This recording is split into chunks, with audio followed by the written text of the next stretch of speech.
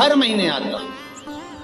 जब आपके हृदय में कभी कोई बात आ जाए कि बाबा आज मेरा मन ये कह रहा है और आपको सुनना है बाबा, आपको स्वीकारना है बाबा, आपको मेरे मन की बात जानना है बाबा, बस हाथ में चंदन लगाया, बेलपत्री का भाग इस तरह से पकड़कर शिव जी से अपने हृदय की बात कहकर, मेरे देवाधिदेव महादेव से दिल से कहकर, अशोक सुंदरी वाली जो जगह होती है, आपको बताया है अशोक सुंदरी का जो स्थान होता है, ये शिवलिंग या अशोक सुंदरी की जगह, इस बेलपत्र को अशोक सुंदरी वाली जगह पर जहाँ शिवलिंग है, शिवलिंग की साइड पर पहले नंबर की पत्ती का मुख होना चाहिए, बस उसको रख दीजिए और उस पर थोड़ी देर हाथ रखकर अपने हृदय की बात मेरे महादेव को दिल से कहकर आ जाइए।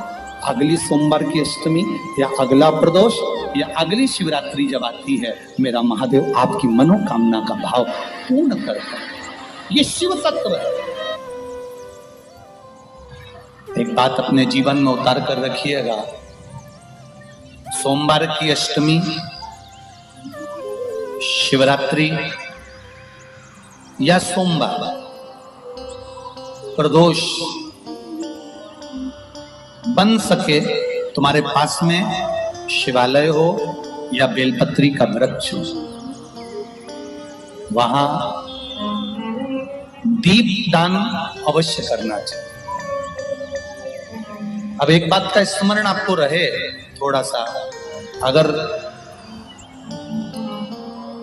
किसी कामना के वश अगर हम दीप लगा रहे हैं या हमारे मन में कोई भाव उत्पन्न है और हम बाबा से कहना चाहते हैं कि बाबा मेरा ये कार्य है आप पूर्ण करिएगा, तो फिर शिव मंदिर में भी लंबी बाती का दीप आप प्रदोष या सोमवार की अष्टमी या सोमवार या आप शिवरात्रि को बाबा से निवेदन कर कर लगा सकते।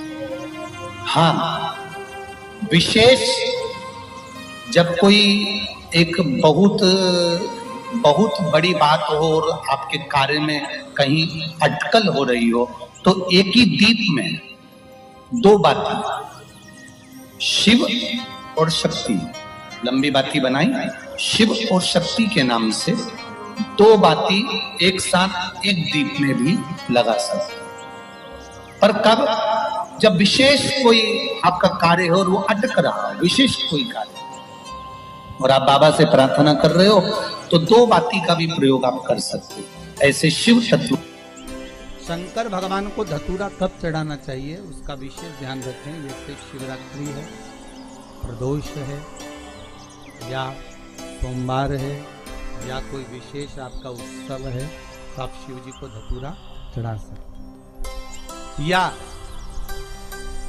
विशेष कोई बीमारी ऐसी लग गई है या विशेष कोई तकलीफ ऐसी हो गई है जिसका निवारण नहीं हो रहा, तो आप धतूरा चढ़ा सकते। धतूरा चढ़ाने का भी एक क्रम है। हल्दी में भिगोकर धतूरा चढ़ाया जाता है लक्ष्मी के लिए।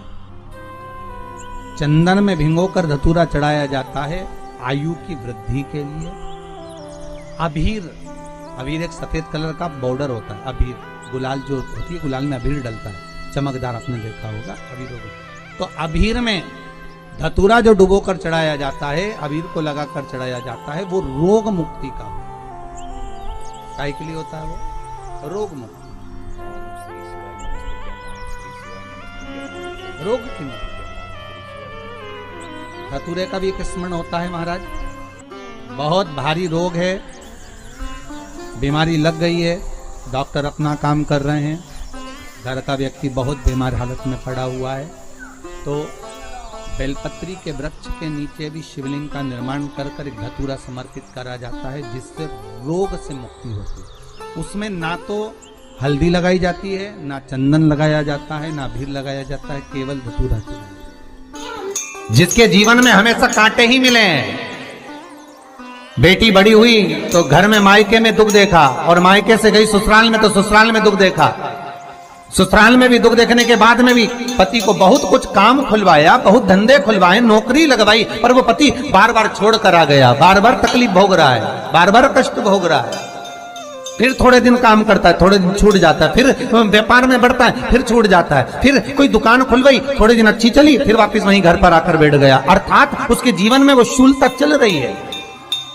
तो बाबा देवाधिदेव महादेव कहते हैं ये 3 घड़ी, 3 पल, 3 नक्षत्र, 3 समय, 3 दिन में जो शूल मुझे समर्पित करता है उसके जीवन से मैं शूल हटा देता हूं। वो 3 दिन लिखे स्कंद पुराण में।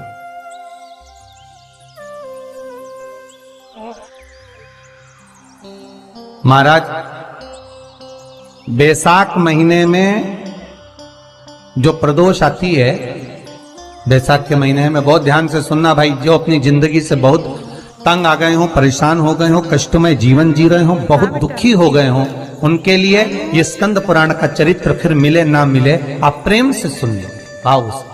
पहला, बैसाख महीने की प्रदोष,